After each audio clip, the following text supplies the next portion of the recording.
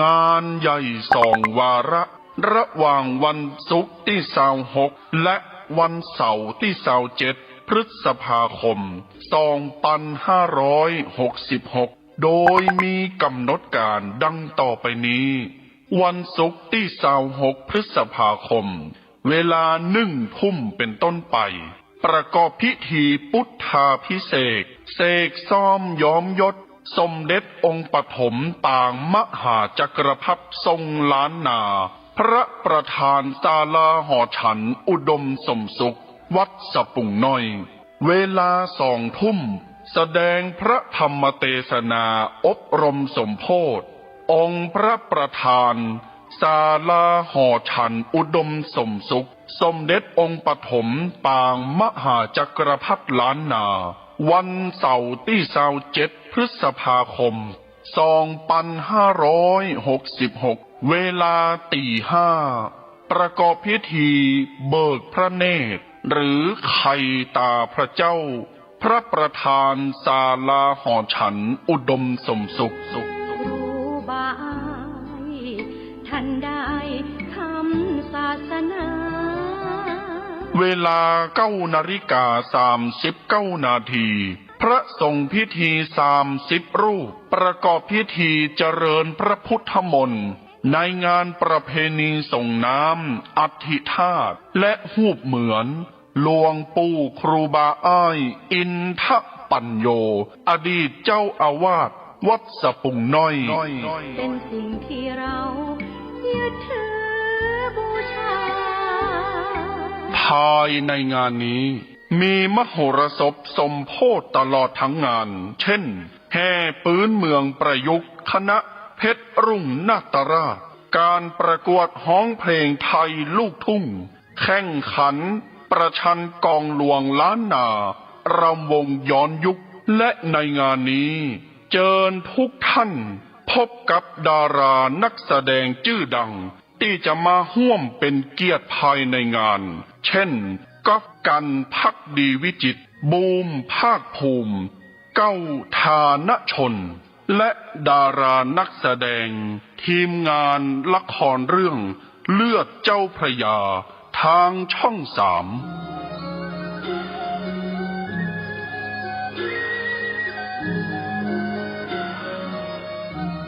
ติดต่อสอบถามร่วมทำบุญได้ที่พระสมุกฤตนิธิทัศน์เจ้าอาวาสวัดสะปุงน้อยเบอร์โทรศัพท์063-756-1681กินตาลหยาดน้ำนาบุญหลวงหลายจักสุขสบาย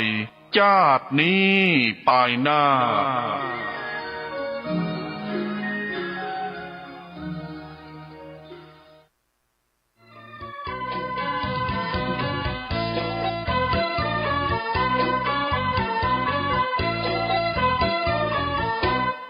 ขอเชิญชวนสาธุชนพี่น้องเตรียมข้าวเตรียมของมาตักบาตรทำบุญวิสาขาบูชาเอาศรัทธาหูคุณตักบาตรทำบุญถวายเป็นพุทธบูชาสัปดาห์วิสาขบูชาโลกรวมพลังพุทธบริษัททั้ง4ถวายมหาสังฆทานครั้งที่3ของอำเภอดอยหล่อตักบาตรพระสงฆ์สามเณร1,028 รูปถวายเป็นพุทธบูชาเนื่องในวันประสูติตรัสรู้ปรินิพพานของพระสัมมาสัมพุทธเจ้าทำบุญเมืองดอยหล่อครบ28 ปีเพื่อสถาปนาให้เป็นดอยหล่อพุทธนครอันรุ่งเรืองด้วยศีลธรรมและรวมพลังชาวพุทธส่งกำลังใจช่วยเหลือคณะสงฆ์323 วัด4 จังหวัดชายแดนภาคใต้ในวันอาทิตย์ที่28พฤษภาคมพุทธศักราช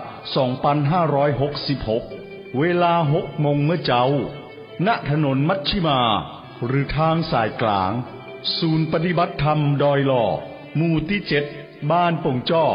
ซอย2ตำบลสันติสุขอำเภอดอยหล่อจังหวัดเชียงใหม่โดยมีพระครูสุนทรธรรมานุโยค เจ้าคณะอำเภอดอยหล่อเป็นประธานฝ่ายสงฆ์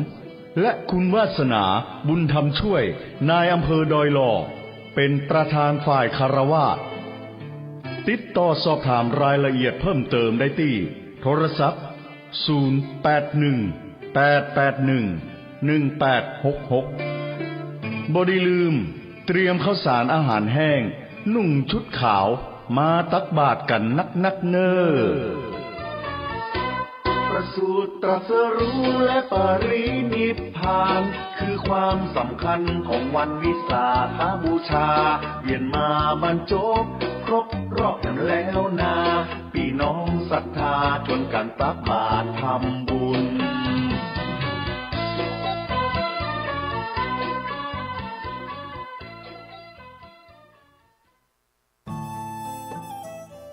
ท่านกำลังติดตามรับฟังสถานีวิทยุกระจายเสียงพระพุทธศาสนาแห่งชาติและสังคมคลื่นเพื่อการศึกษาพระพุทธศาสนาและวัฒนธรรมระบบ FM 104.5 เมกะเฮิรตซ์รายการต่อไปเป็นรายการเสียงธรรมจากสามเณรดำเนินรายการโดยสามเณรสมพงษ์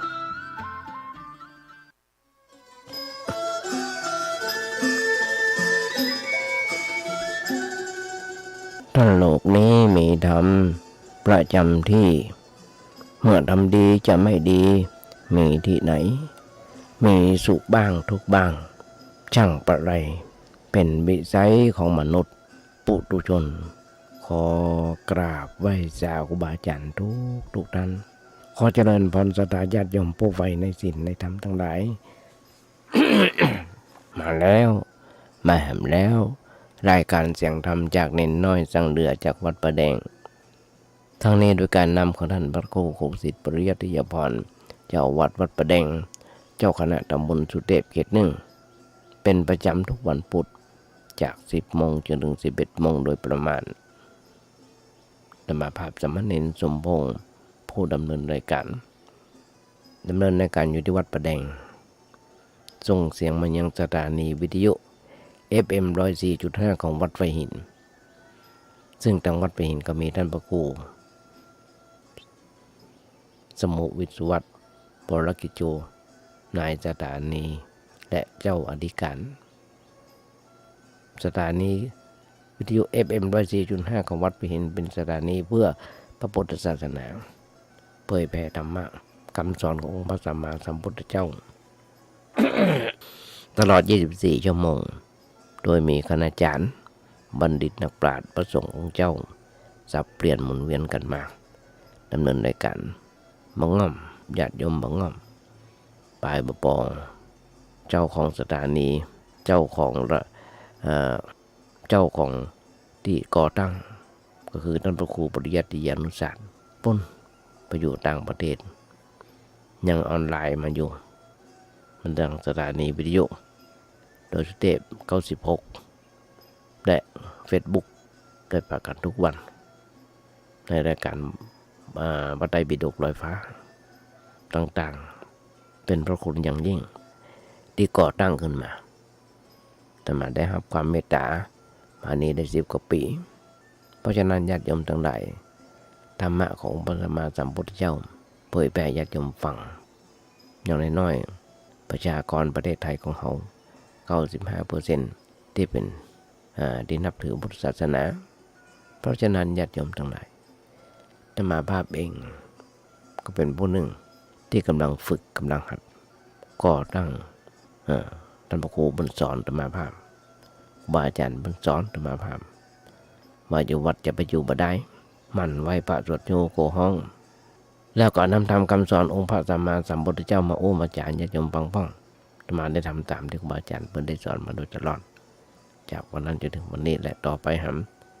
จนบ่มีเฮามีแห้งที่จะมานั่งนั่งจ่ายญาติโยมฟังเท่าจะแลแก่ชรานักแก่เพราะฉะนั้นญาติโยมทั้งหลายอย่างที่บทกลอนที่จะมาอู้ทุกครั้งว่าถ้าโลกนี้มีธรรมประจำที่เมื่อทำดีจะไม่ดีมีที่ไหนมีสุขบ้างทุกข์บ้างช่างประไรเป็นวิสัยของมนุษย์ปุถุชน อาตมาขยายใจความว่าญาติโยมฟังมาได้หลายปีดีดักหลายอันหลายอย่างยังมาจบยังมาเสี่ยงเพราะฉะนั้นญาติโยมพอเถอะเท่าที่เป็นทุกเมื่อเชื่อมัน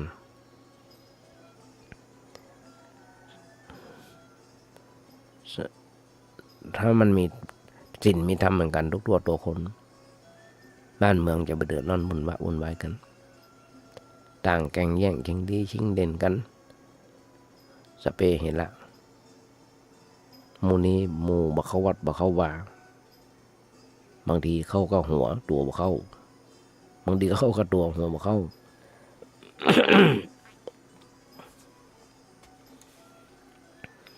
ถ้ามาจำบทกลอนของท่านพระครูสังฆบริหารธรรมนูญธรรมะโคโนเจ้าวัดไฟหินบทหนึ่งเป็นบอกว่าสังขารจะสะสวยต้องมันคัดสีคนจะดีต้องมันฟังเทศอยากเป็นคนวิเศษต้องสร้างเหตุแห่งความดีญาติโยมก็จะหันได้ทุกเมื่อเช้าวันอยากจะสะสวยต้องมันคัดสีคนจะดีต้องมันฟังเทศอยากเป็นคนวิเศษต้องสร้างเหตุแห่งความดีอย่างน้อยๆประเดี๋ยวเนี่ยนมกำลำไม้บ่ถูกหูบ่ถูกตาก็ตีลันฟันแทงฆ่ากันตายพอตำรวจตำรวจเปิ้นจับเปิ้นยับเขาคุกเขาตารางเพราะความโกรธญาติโยมทั้งหลายผลเสียและโทษของความเป็นคนมักเป็นคนขี้โขดสอนตัวเก่านึกว่าพระพุทธเจ้า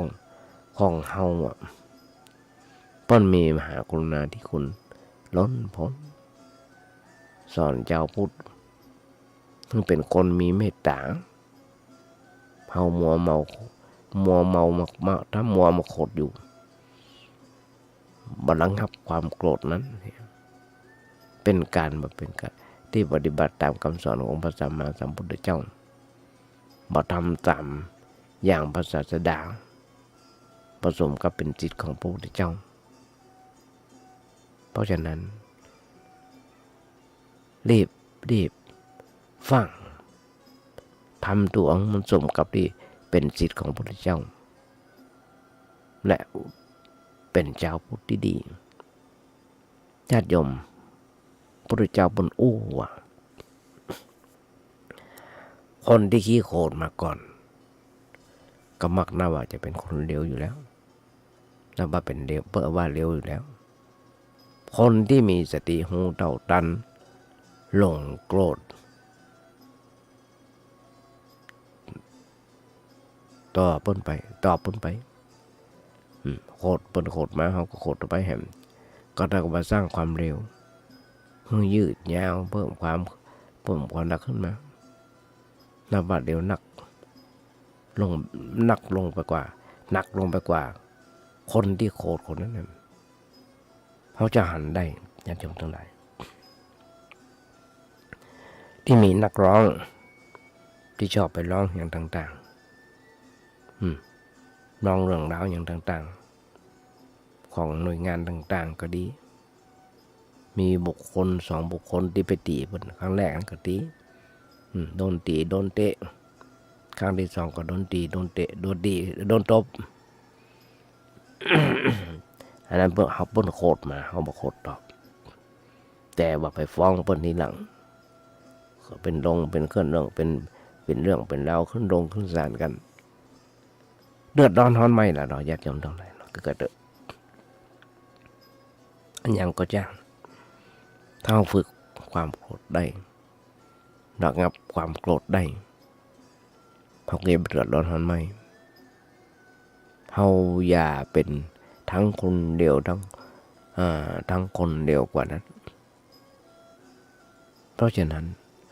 ญาติโยมก็ลองคิดก่อนให้ดีหลวงพ่อปัญญาบอกว่าโกรธคือโง่โมโหคือบ้าไม่โกรธไม่บ้าไม่โง่มันหนักอกหนักใจนักแก่ญาติโยมทั้งหลายไอ้เรื่องความโกรธมั่วไปมาทุกเจ้ามาพระเนนเจ้าบ้านเจ้าจอง หนักอกหนักใจน้อยใจยิ่งเมื่ออยู่อยู่เมื่อจุว่าทุกเมื่อเช้าวันการบ้านการเมืองก็เดือดร้อนร้อนไหม้กัน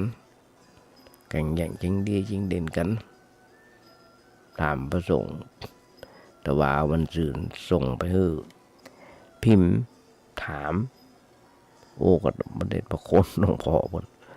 หลายท่านด้วยกันมีท่านพระครูปริยัติยานุศาสตร์ปนตอบธรรมาว่าวันนี้เป็นวันเมื่อวันอาทิตย์ที่ผ่านมาเป็นวันเลือกตั้งได้ส่งโอ้ฝนตกอย่างนี้ตอบบรรยากาศทางบ้านเขาเพิ่นพอเขาเพิ่นอยู่ต่างประเทศเพิ่นบอกว่าเขามีสิทธิ์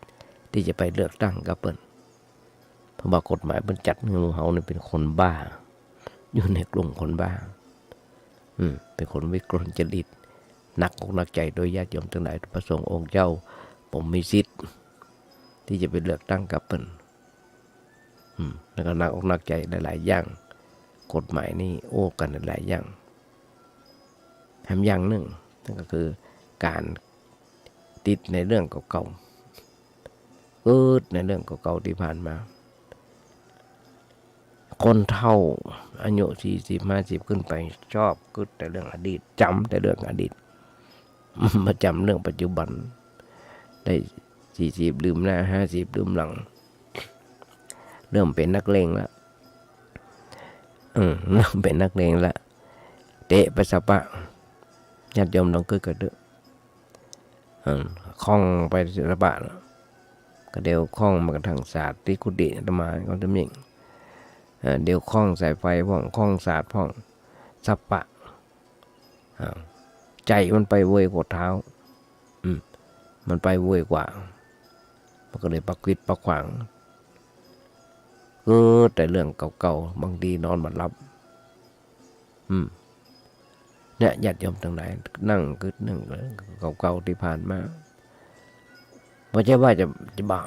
ไม่ใช่ว่าจะห้ามอย่างเลยนะกึดได้แต่ว่าต้องกึดด้วยปัญญากึดด้วยปัญญาหรือมันด้วยปัญญาสร้างมันขึ้นด้วยปัญญาสร้างมันขึ้นด้วยปัญญาตลอดเวลาอย่างนั้นสิ่งนั้นจะเป็นประโยชน์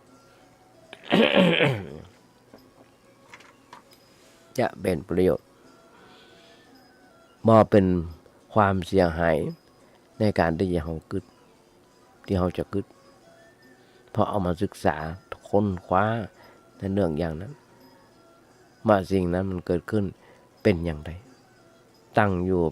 เปลี่ยนแปลงไปเป็นอย่างไรสภาพอย่างไรเขาจะได้จดจำไว้เป็นบทเรียนสำหรับชีวิตของเขาต่อไปต่อมาเตียวบนกุฏิบางทีมันคล้องกระเพาะสายไฟที่เขาปลั๊กไฟที่เขาปะไปวางไว้หั่นนอนวางไว้หั่น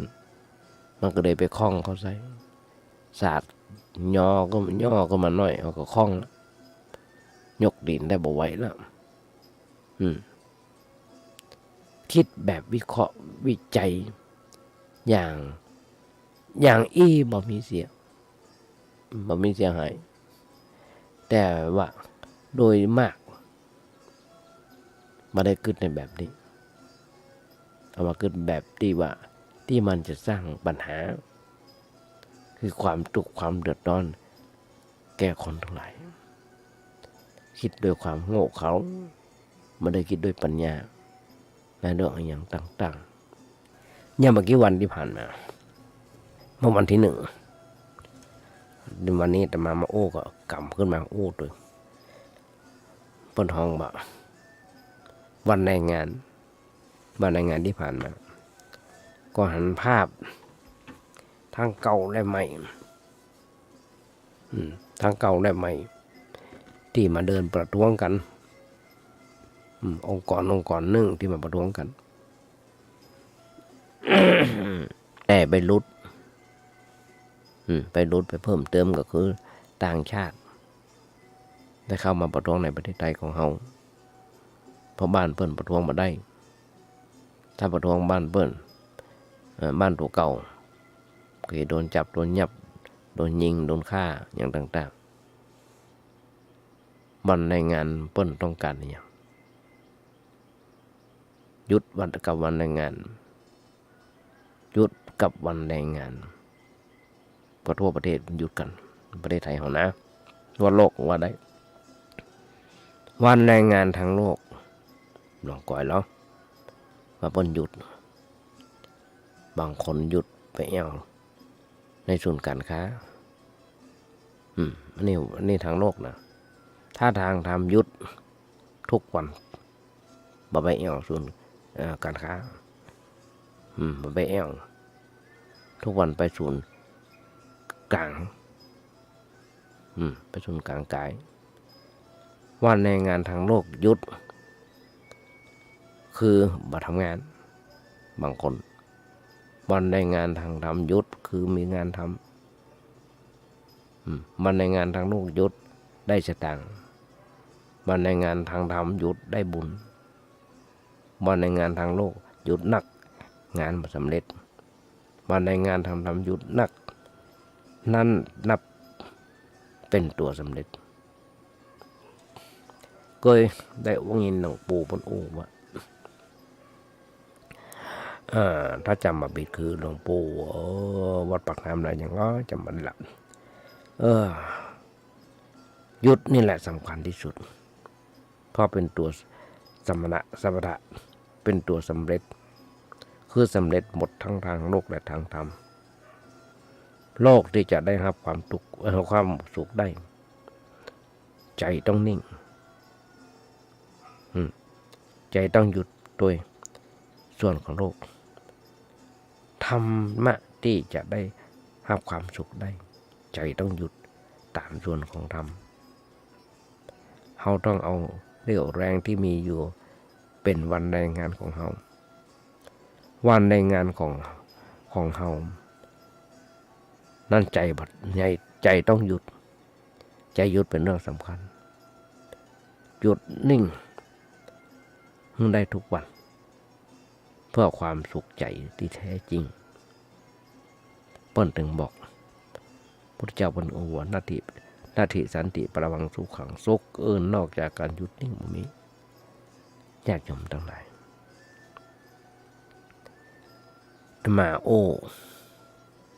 ได้หลายอย่างหลายอัน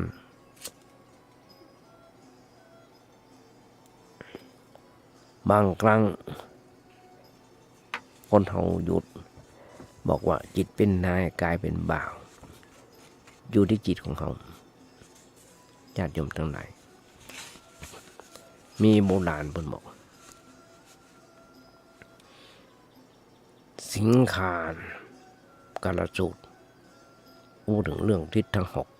6ได้แก่นายจ้างลูกจ้างหน้าที่ของผู้เป็นนายจ้างหรือว่าเป็นผู้บังคับบัญชากับผู้ใต้บังคับบัญชาหรือผู้เป็นลูกจ้างญาติโยมต้องฟังเรื่องหน้าที่นายจ้างจัดการงานทำตามสมควรแก่กำลังในส่วนของเจ้านายส่วนของลูกหน้าที่ของลูกจ้างลุกขึ้นทำงานก่อนนายจ้างต่อมาก็คืออาหารและรางวัลในส่วนนายจ้างเลิกงานที่หลังนายจ้าง3รักษาพยาบาลในยามเจ็บไข้ส่วนของลูกจ้างก็คือถือเอาแต่ของที่นายจ้างเพิ่นสิ่งของเหลือสิ่งของหรือว่าส่งเสริมให้มีพัฒนาการใหม่ๆทำงานส่วนลูกจ้างก็คือทำงานที่ได้รอบหมายจนแล้วเสร็จ5พักผ่อนหยุดในงานในบางวันในบางโอกาสยกย่องคุณงามความดีของนายจ้างถึงเป็นเรื่องของในเรื่องของธรรมะญาติโยมทั้งหลายเปิ้นฮ้องว่าอาสาเบิ่งอาศัยทุกปี จะมีการหยุดงานบางที่บางแห่งหยุดเสาร์หยุดอาทิตย์ถ้าประยุทธ์ก็ไปทำงานก็ได้สตางค์ต่อไปแฮมนะเป็นอย่างนั้นหรออันนี้คือได้แก่ลูกจ้างนายจ้างในแต่ละครั้งทุกครั้งแต่ละคนจะตั้งอยู่ในความสามัคคีช่วยร่วมแรงกันเพื่อปฏิบัติงานที่เป็นประโยชน์ต่ออย่างตอนนี้ต้องบอกว่าเป็นประโยชน์ต่อส่วนรวมหรือส่วนชาติบ้านเมืองเชื่อว่าญาติโยมทั้งหลายที่มีความปรารถนาดีโดยแท้มาใจดีพ่องมาดีพ่องมาตั้งใจ ที่จะเข้าหากันร่วมแรงร่วมงานกันปฏิบัติงานเพื่อส่วนรวมเพื่อประเทศชาติญาติโยมน้องกึกกระดึกเขาจะหันได้เดี๋ยวนี้การแข่งแย่งชิงดีชิงเด่นกัน แต่มาจะอู้บ่อยในเรื่องของการแข่งแย่งชิงดีชิงเด่นกันเลือกตั้งเสร็จใหม่ๆยังไม่ได้นายกเลือกยังไม่ได้สสอย่างเดียวหลายๆอย่างที่มีเหตุขัดข้องมันเป็นงานทุกอย่างไม่สามารถทำสำเร็จโดยคนเดียวต้องอาศัยความร่วมไม้ร่วมมือร่วมใจกันซึ่งกันและกันธรรมะที่เหมาะสำหรับพระน้องว่าเหมาะกันกู้กันตอนนี้นั่นคือสังฆะวัตถุสี่ที่หมายถึงหลักธรรมที่เป็นเครื่องยึดเหนี่ยวน้ำใจของคนอื่นผูกไมตรีและเอื้อเฟื้อเกื้อกูลแก่กันเอื้อเฟื้อเกื้อกูลแก่กันทานเกื้อกูลด้วยการมาถึงการการเสียสละหรือการเอื้อเฟื้อแบ่งปันของตัวเพื่อเป็นประโยชน์แก่บุคคลอื่นมัตตนีที่เหนียวมาเป็นคนเห็นแก่ตัวก็ได้แต่ฝ่ายเดียวและการที่ดียิ่งใหญ่ที่สุดก็คือการอภัยญาติโยมทั้งหลายเขาก็จะหันได้ปิยวาจาใจวาจาสมานไมตรีการอู้จาด้วยถ้อยคำที่ไพเราะอ่อนหวานโอ้ด้วยใจโอ้ด้วยความจริงใจไม่หยาบคายก้าวร้าวโอ้ในสิ่งที่จากสิ่งที่เป็นประโยชน์และเหมาะสมสำหรับกาลเทศะเพราะฉะนั้นการทำงานร่วมกันจะต้องอู้หรือปรึกษาหารือกันโดยยึดถือหลักเกณฑ์4ประการนั่นคือ 1. เว้นจากการอู้เท็จ 2. เว้นจากการอู้ส่อเสียด 3. เว้นจากการอู้คำหยาบ 4. เว้นจากการอู้เพ้อเจ้อและสิ่งสำคัญอย่างยิ่งคือจะต้องอู้ถึงหรือว่าเจรจากันด้วยไมตรีและความปรารถนาดีต่อกันเขาจะหันได้ญาติโยมทั้งหลายทุกเมื่อเชื่อวันอย่างที่ผ่านมาในการเลือกตั้งมีการหาเสียงกันสาดเสียเทเสียกันคนนั้นบอกว่าทำบดีคนนั้นวันคนนี้บดีคนนี้เป็นอย่างนี้นั่นญาติโยมทั้งหลายเป็นการเปิดเสื้อให้บนหันหลังหลากสาวไส้กันออกมาสเปเห็นละหลากไส้กันออกมาตัดแข่งตัดขากันสเปเห็นละเขาเคยได้หันจากนักการเมืองมาเดินเพราะว่าไม่ยิงว่าไม่ใจส่วนมากจะเป็นนักการเมืองที่มีความรู้มีความอ่านทั้งนั้นบางคนเป็นด็อกเตอร์ด้วยซ้ำ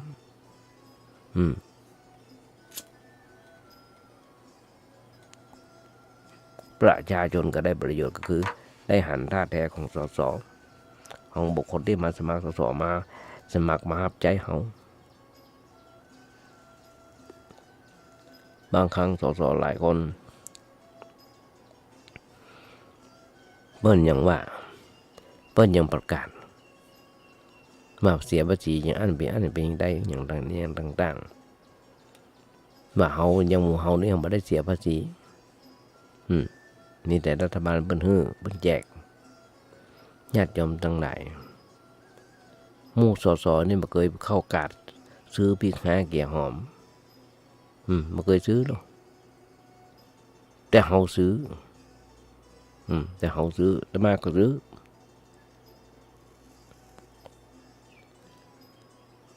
ในกาดแม่กากาดเปิ้นนั่งขายที่ในกาดเปิ้นก็เสียกระถามาหนองถาก็คือเสียภาษีเสียกาโตะกระตังเจ้าของกาดก็ต้องเสียภาษีนะทุกอย่างมีเสียภาษีหมดพริกหาเกี่ยวหอมยาสีฟันอย่างต่างๆกาแฟกาอย่างต่างๆซื้อในเซเว่นก็ต้องเสียภาษีการน้ำกาไฟก็ต้องเสียภาษีทั้งนั้นเปิ้นห้องแวดโอ้อย่างเก่านะเปิ้นห้องแวดเปิ้นว่าหมู่เฮานี่บ่เสียภาษีกันมันเป็นจริงอันน่ะ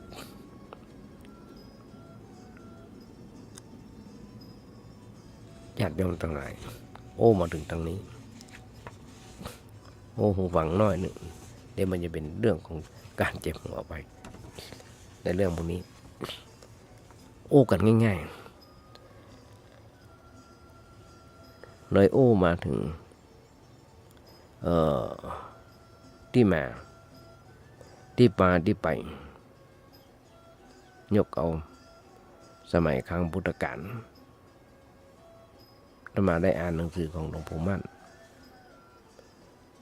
เพิ่นบอกว่าที่มีประเทศเพิ่นของแดนหิมวันแดนหิมวันประเทศที่มีเทือกเขาที่มีที่ชื่อว่าซาตาลิคิรีเป็นที่รื่นรม เป็นที่รื่นรมเย็นเป็นที่อยู่ของพวกยักษ์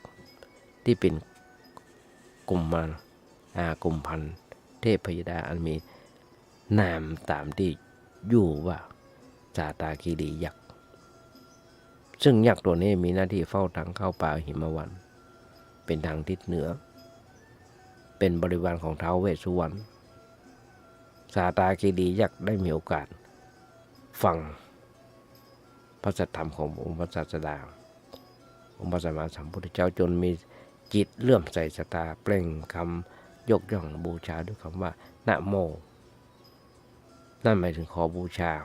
ขอนอบน้อมขอนมัสการอย่างที่บอกอู้ถึงฝ่ายอสุรินทราหูเมื่อได้สดับพระกิตติศักดิ์ของพระบรมศาสดาองค์พระสัมมาสัมพุทธเจ้าที่มีจิตปรารถนาก็มีจิตปรารถนาที่จะเข้าฟังธรรมด้วยฟังธรรมของพระสัมมาสัมพุทธเจ้าแต่ด้วยร่างกายของตัวเก่านี่ใหญ่โตเท่ากับโลกก็คิดดูแคลนพระบรมศาสดาดูถูกพระพุทธเจ้ากับวันเถอะดูถูกพระพุทธเจ้าว่ามีตัวน้อยเดียว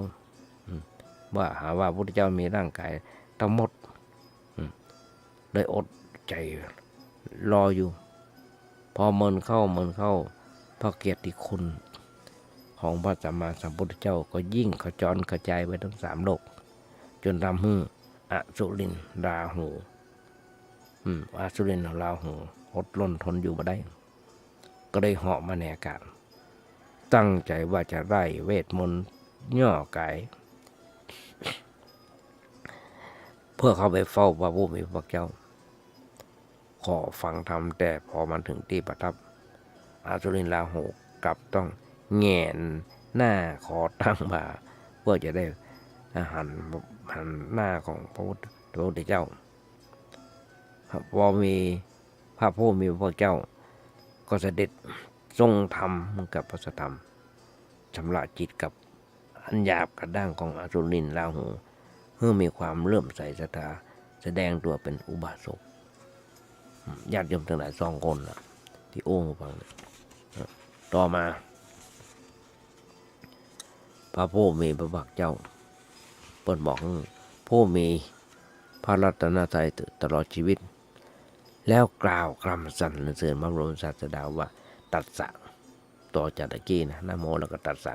แปลว่าผู้มีพระผู้มีพระภาคเจ้าองค์นั้นทรงเป็นใหญ่กว่ามนุษย์และเทวดาและมารพรามมารยักษ์และสัตว์ทั้งหลายเมื่อครั้งที่เท้าจาตุมหาราชทั้งสี่ผู้ดูแลปกครองสวรรค์ชั้นเจ็ดมีชื่อห้องว่าชั้นกามาวจรกามาวจรมีหน้าที่ปกครองผู้ดูแลประตูสวรรค์ชั้น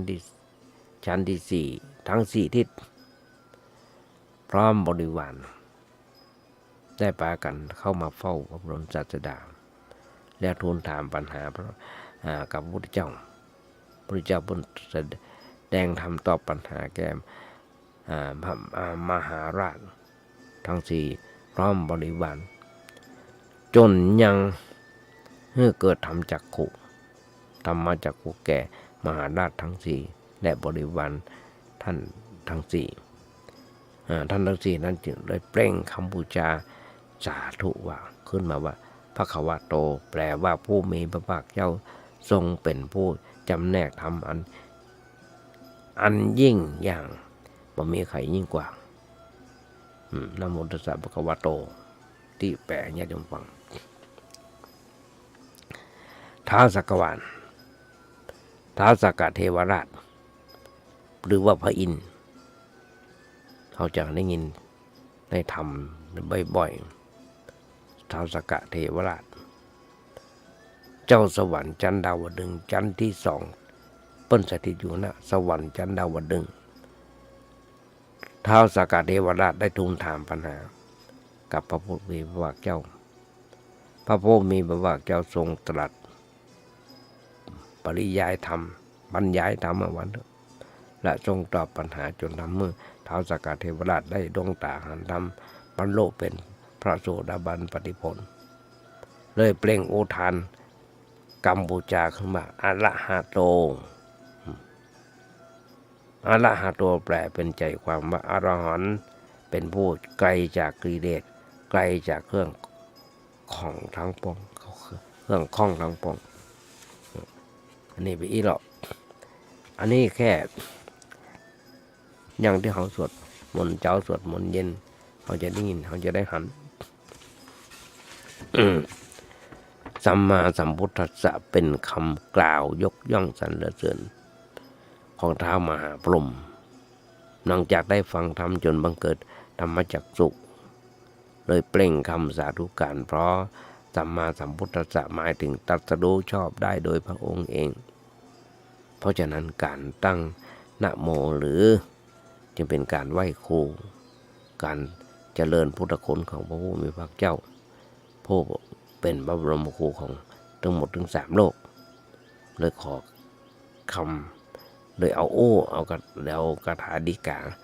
นะโมมาให้ญาติโยมฟังสวดท่องกันป้องกันภัยทุกทิศนะโมสาคาสาตาคิริยะกะโคตัสสะอสุรินโทปะวุจติภะคะวะโตจาตุมหาราชาอะระหะโตสักโกตถาสัมมาสัมพุทธัสสะอย่างต่างๆซึ่งแปลการเปล่งวาจาว่าบทนมัสการต้องว่าสามจบเหมือนกันเพราะฉะนั้นญาติโยมญาติโยมฟังแบบเนี้ยกึดอย่างใดก็จะญาติโยมฟังเพราะฉะนั้นญาติโยมฟังแล้วจะต้องได้อย่างสักน้อยนึงเพราะบางคนญาติโยมทั้งหลายไปเชื่อเอาสิ่งที่เป็นนอกศาสนาของเฮาซึ่งไม่ใช่ศาสนาพุทธของเฮาน้องก็เกิดศาสนาพุทธของเฮาพระพุทธเจ้าเพิ่นบ่ได้และบ่ได้ห้ามยังมีหลวงพ่อเพิ่นว่าอย่างก็เนาะจำได้ก็ได้ว่ามีพระป่า ลวงพ่อไปอยู่บนอยู่ป่าแต่สร้างความเจริญรุ่งเรืองกับหมู่บ้านมีพระอยู่องค์หนึ่งไปซื้อที่ให้ดีนาบนนักหนาป่าปันเพื่อจะมาสร้างวัดสร้างวาเพื่อจะมาสร้างวัดสร้างวาแต่ตอนที่ไปซื้อนั้นไปวางเงินกับเจ้าของที่ไว้วางเจ้าของเงินวางเจ้าของที่ไว้เพื่อหวังจะมาหาเรียรายบอกมุนเราก็จะเอาเงินไปให้เปิ้นซื้อที่ให้ที่นาเพื่อมาแปลงวัดแปลงว่า ก็นึกถึงหลวงพ่อองค์นี้ได้ก็เลยเข้าไปขอเพิ่นหลวงพ่อว่าจะซื้อบ้านซื้อบ้านน่าจะไปสร้างหยังไปหยังหลวงพ่อเพิ่นก็ไปกอยสถานที่หลวงพ่อเปิ้นหันท้าวเวสสุวรรณอยู่2 องค์ใหญ่สร้างโดยเงินที่ศรัทธาญาติโยมหอมไว้เอาไปสร้างไว้สูงใหญ่แต่บ่มีสตางค์กะติเปิ้นกะติดินเปิ้นก็เลยไปขอหลวงพ่อไปขอสตางค์หลวงพ่อเพิ่นหลวงพ่อเพิ่นก็บอกไปอ้อนวอนไปขอกราบขอพรจากท้าวเวสสุวรรณนั้นเถอะที่นี่บ่ได้เพิ่นโอ้อย่างนั้นเพราะฉะนั้นญาติโยมทั้งหลายหลายที่หลายแห่งมีแต่สร้างที่บ่เป็นประโยชน์มันเป็นประโยชน์นะอย่างที่อู้ตะเกียถ้าศักดิ์สิทธิ์จริงถ้าศักดิ์สิทธิ์จริงก็ไม่ต้องไปขอเดี๋ยวไรจากไว้มาคนเดียวเบี้ยน้อยหวยน้อยเงินทองกำแก้วอย่างก็มาคนเดียวมันต้องไปขอไผพอสร้างคนมาแล้วเนี่ยญาติโยมทั้งหลายเป็นแบบนั้นเนาะเพราะฉะนั้นคนเฮานั้นแบบวิเคราะห์วิจัยอย่างนี้มันเสียหายแต่ว่าส่วนมากไม่ได้คิดอย่างนั้น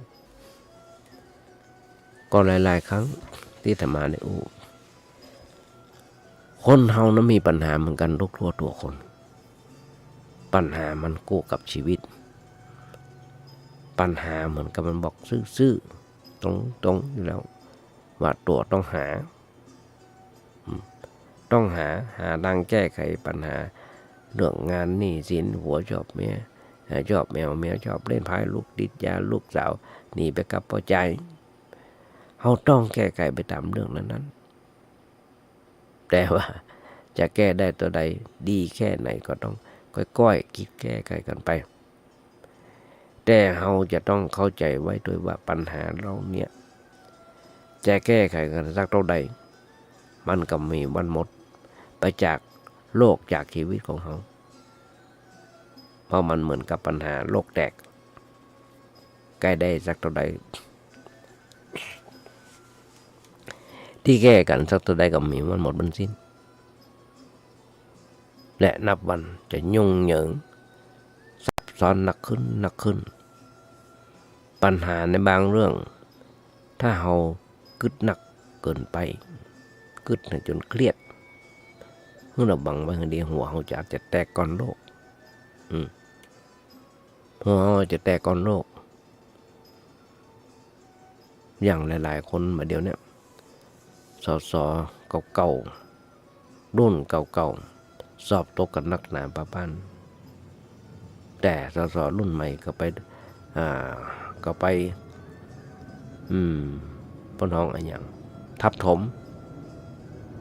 ญาติโยมทั้งหลายคนเฮาล้มเพื่อลุกขึ้นยืนล้มวันนี้นะมาลุกขึ้นยืนในวันหน้า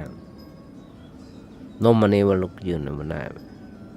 เมื่อต้องประสบกับปัญหากับชีวิตจากเรื่องใดๆก็ตามจนถึงขั้นทำให้เขาต้องล้มทั้งยืนอย่างมาเป็นท่าอย่างมาเป็นท่าแต่เขาอย่านอนอย่ายอมพ่ายแพ้เขาคิดเถอะว่าเขาล้มละลายวันนี้แต่ล้มเพื่อการพักยกและพร้อมที่จะลุกขึ้นยืนต่อสู้อย่างเข้มแข็งแกร่งในวันต่อไป เฮาล้มได้แต่อย่านอนอย่าสิ้นหวังเฮาล้มวันนี้แต่ล้มเพื่อลุกขึ้นยืนในวันหน้าเฮาคิดเห็นว่าตอนที่เฮาล้มมันเป็นแบบต้นไม้เปรียบเทียบต้นไม้มันถึงฤดูกาลอย่างที่จะมาเคยอยากจะฟังฤดูกาลเปลี่ยนผัดใบมันร่วงหมดแล้วตอนนี้บอดประแดงในเขียวขจีทั้งหมดรอบๆบทอันที่มันหล่นก็กวาดไปกองไว้ทำพื้นต้นไม้ทำข้างหนทางเพื่อทำปุ๋ยต่อไปครับบอดประแดงเป็นแบบนั้นบ่มีการเผากวาดเอาไว้เป็นปุ๋ยแบ่งดีไว้ครับญาติโยมทั้งหลายทุกคนพกชีวิตทุกเมื่อเช้าวันนี้เปรียบเสมือนชีวิตเหมือนกันร่องเรือชีวิตคนทำธุรกิจนักทำงานต่างๆในทุกระดับชั้นหรือแม้แต่การใช้ชีวิตอยู่ในครอบครัวซึ่งบ่ต่างอันอย่างกับการร่องเรือถ้าร่องเรือสู่ทะเลท้องทะเลเพื่อจับปูจับปลา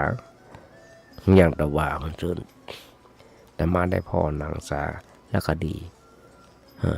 จากทีวีช่อง34มั้งถ้าจำไม่ผิดปนออกทะเลไปหาปลาหมึกปลากระเบนกันอย่างกันวางอ้วนวางแห่วักหลอกอย่างต่างๆปนได้ขึ้นมา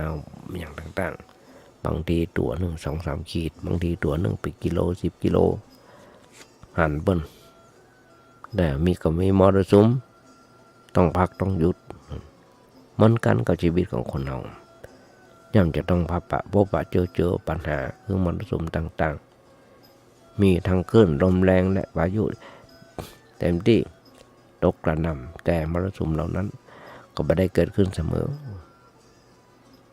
เพียงแต่เกิดขึ้นชั่วครั้งชั่วคราวนั้นแต่เมื่อเรือยังบาแตกบาจมลงร่างกายของเขาบาตาบาแดกบาดับบาเตื้องเขาก็ยังสามารถหาปูหาปลาปิกมา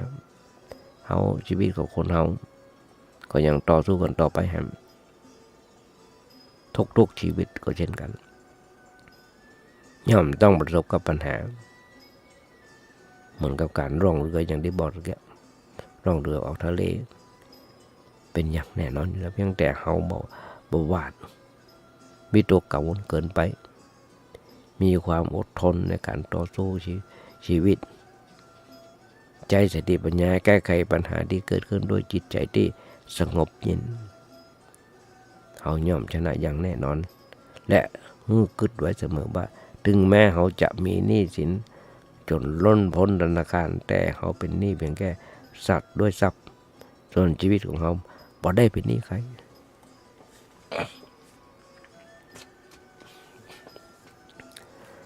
ญาติโยมทั้งหลายทุกวันคนเขาการทำงานก็ดีการประกอบสมาชีพทุกเมื่อช่วงวันจะดีก็จังจะให้ก็จังเรื่องบอกว่าจะดีหรือว่าเลวนะที่เกิดขึ้นกับตัวเขาทุกคนเวลาที่เขาต้องประสบปัญหากับเรื่องที่บดีอย่าไปคิดว่าทำไมถึงต้องเป็นตัวเขา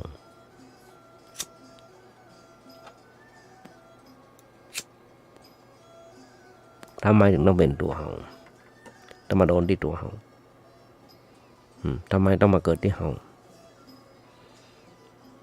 ที่คนในครอบครัวของเขาทำไมต้องมาเกิดเพราะถ้าเขาคิดก็ยิ่งตุกใจไปนักกว่าเก่า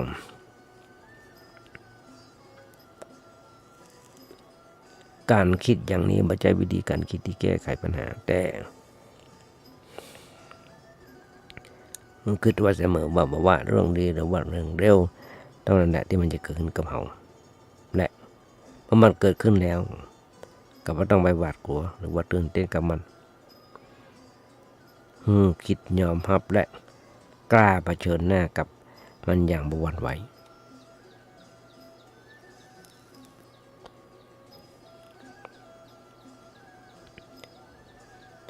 บางครั้งบางคนกึด เขาบ่มีสตุ้มสตางค์มีทรัพย์สินเงินทองคนเฮาญาติโยมทั้งหลายถึงไร้ทรัพย์แต่บ่ไร้ปัญญาบางคนยุคนี้สมัยนี้เป็นยุคโควิดธุรกิจการงานต่างๆขาดทุนย่อยยับหรือว่าสิ่งอื่นๆบางคนหนีจากต่างในประเทศไทยของตัวเก่าไปทำงานต่างประเทศญาติโยมเมื่อธุรกิจการงานขาดทุนย่อยยับหรือว่าสิ่งอื่นๆที่เขาต้องที่เขาหวังต้องพังพินาศแม้จะมีอย่างเหลืออยู่เลยก็ตามแต่กึดเห็นว่าสิ่งเหล่านี้บ่สำคัญอย่างนักเพราะมันเป็นสิ่งที่จะต้องแปรเปลี่ยนไปตามเหตุปัจจัยเสมอทั้งเฮาและคนอื่นๆจะต้องพบเจอกับความไม่แน่นอนด้วยกันทั้งนั้นมันมาแน่นอนญาติโยมทั้งหลายทุกเมื่อเช้าวันอย่างเปรียบเทียบเมื่อฟังอย่างนักการเมืองนะมันจะต้องมีงูเห่าอย่างอันนี้สปะส่วนการประคับประคองชีวิตคงอยู่เพื่อสร้างความดีนี่ครับสำคัญยิ่งถ้าความดีเป็นดังเครื่องหมายที่แสดงว่าเฮาเป็นมนุษย์ผู้เกิดมาบ่เสียที่เกิดบ่เสียที่ที่เกิดบ่ใช่มนุษย์บ่ใช่เป็นมนุษย์เพียงแค่ว่าเฮาทำธุรกิจล้มหรือว่าสมหวังได้เป็นมนุษย์ได้เพราะทำความดีเป็นมนุษย์ได้ปัจจัยสูงแม้เขาจะเหลือเพียงชีวิตล้วนๆเหลือเพียงชีวิตล้วนๆที่ไร้ทรัพย์แต่เมื่อสติปัญญายังมีเขาก็ยังมีโอกาสลุกขึ้นยืนสู้เพื่อห้องเอาสิ่งที่สูญเสียไปปิกขึ้นมาใหม่ได้เพียงแต่เขาต้องอดทนและต้องทนขึ้นได้เมื่อเวลากับการสูญเสียได้มีโอกาสคลี่คลายตัวของมันเองสักระยะหนึ่งแล้วเมื่อนั้นเขาก็เริ่มก้าวเตียวใหม่แต่ว่าเขาทอดใจท้อแท้สิ้นหวังย่อมมาถึงเขาแพ้แล้วคือแพ้ทั้งที่ยังบัตันได้ออกก้าวเดินบัตันได้ออกก้าวเดินสุดท้ายต้องสูญเสียสุดท้ายต้องสูญเสียการเส้นสวงหรือว่าบนบานศาลกล่าว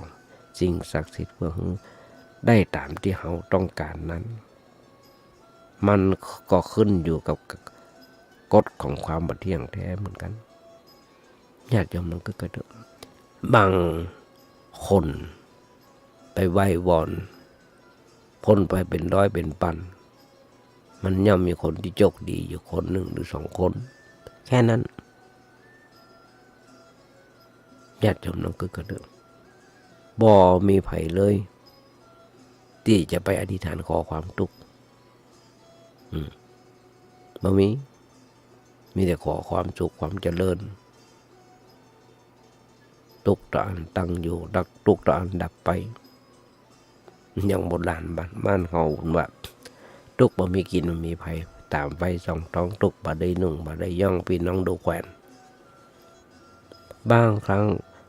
ก็ได้บางครั้งก็บ่ได้และที่เขาได้นักมานั้นเป็นเพราะมันมีเหตุที่จะทำให้เขาได้ขึ้นมาได้สิ่งนั้นอยู่แล้วเขาถึงได้มาปัจจัยเพราะว่ามันได้มาด้วยมีสิ่งอื่นมาช่วยเขาได้มาไม่ใช่อย่างนั้นเกิดไว้เสมอว่าแม้เขาจะได้อย่างตามที่ต้องการแล้วแต่สิ่งนั้นจะมาอยู่กับเขาอย่างถาวรตลอดไปเพราะวันหนึ่งมันก็ต้องสูญเสียไปจากเขาเพราะฉะนั้นเขาถึงบอกควรปรารถนาหรือว่าเส้นสวงอ้อนวอนเพื่อจะเป็นอะไรอย่างคิดเห็นว่าเขาจะกระทำกับมันให้ดีที่สุดต้องการอะไรอย่างก็คือใจสติปัญญาคิดดูว่าทำอย่างใดถึงจะได้สิ่งนั้นมาด้วยความบริสุทธิ์และถูกต้องที่สุด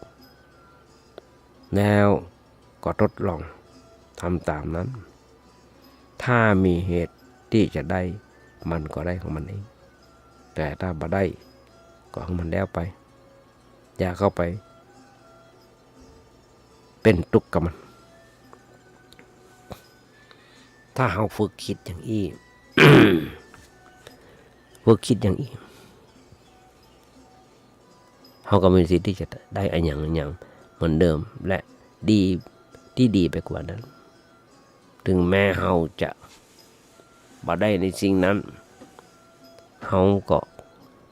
บ่เป็นทุกข์เขาก็เป็นทุกข์หรือ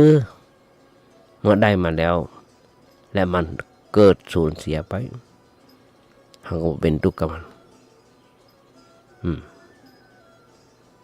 ประโยชน์ของการคิดถึงดีคิดถึงเป็นเพื่อหูเต่าหูตันสิ่งถึงหมดถึงมวลอย่างนี้คืออย่างมันจะทำให้เขาต้องเป็นทุกข์ในทุกๆกรณีทุกคนญาติโยมมุสลิมธรรมเขามีมรดกทางกายคือโรคภัยไข้เจ็บยุคนี้สมัยนี้มีเหมือนกันทุกคนโรคภัยไข้เจ็บบอกว่ายากดีมีจนจะเป็นเศรษฐี100 ล้านพันล้านได้ก็จังมีโรคภัยไข้เจ็บเหมือนกันทั้งนั้นถึงแม้ว่าเขาต้องเผชิญอยู่กับโรคร้ายที่สังคมรังเกียจอย่างมาเดียวเนี่ยญาติโยมทั้งหลายโรคที่สังคมรังเกียจก็คือโควิดหรือโรคเอดส์โรคอย่างต่างๆอย่างโรคโควิดตายมีญาติไปเผาญาติโยมทั้งหลายมีการสับเปลือกับทุกเจ้าสวมชุด EPE อย่างนั้นนะ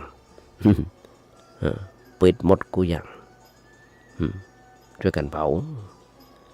แต่มาจำได้ครับคล้ายครับข่าวว่ามีวัดหนึ่ง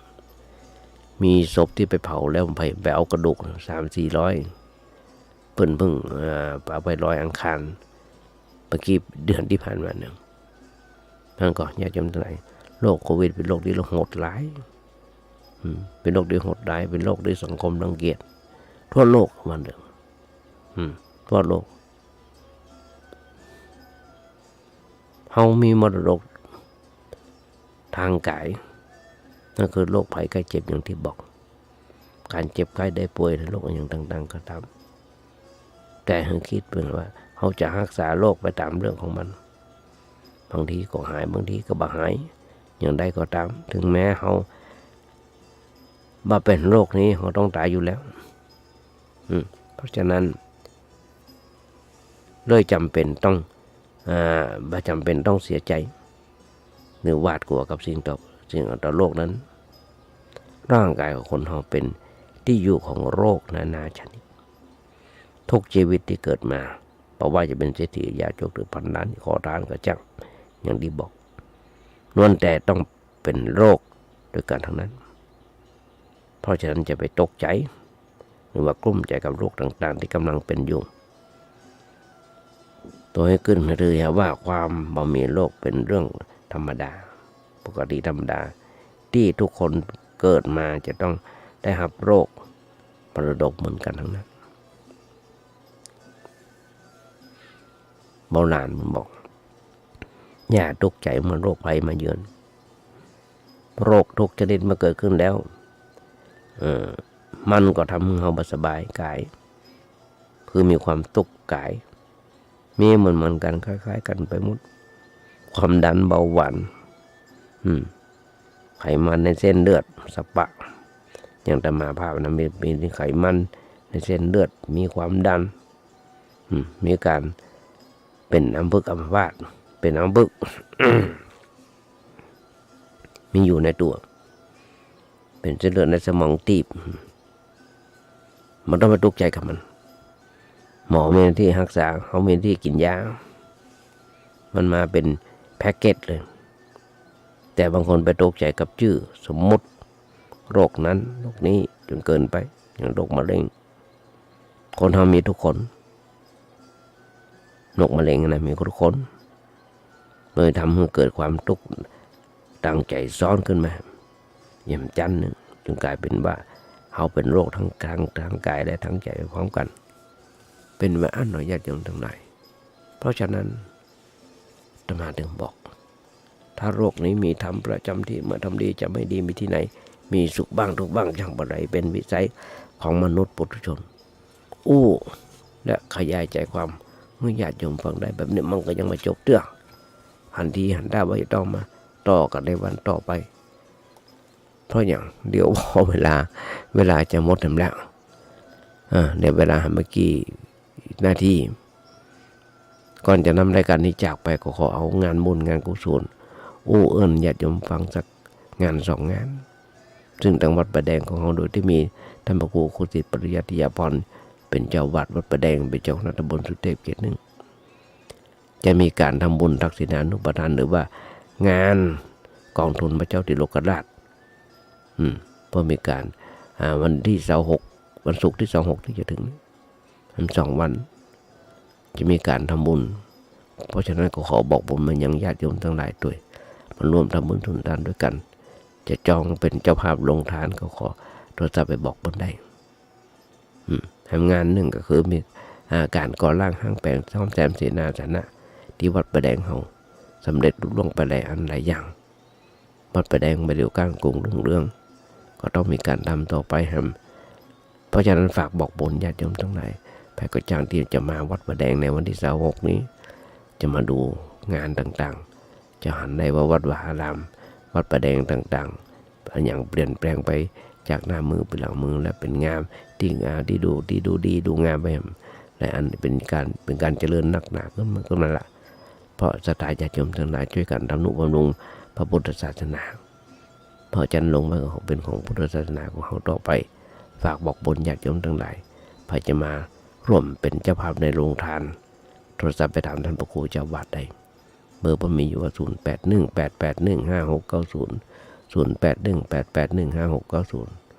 เอาล่ะญาติโยมทั้งหลายอาตมาภาพขอนำรายการนี้จากญาติโยมไปก่อนในท้ายรายการวันนี้ก็กราบขอบพระคุณในน้ำใจของท่านพระครู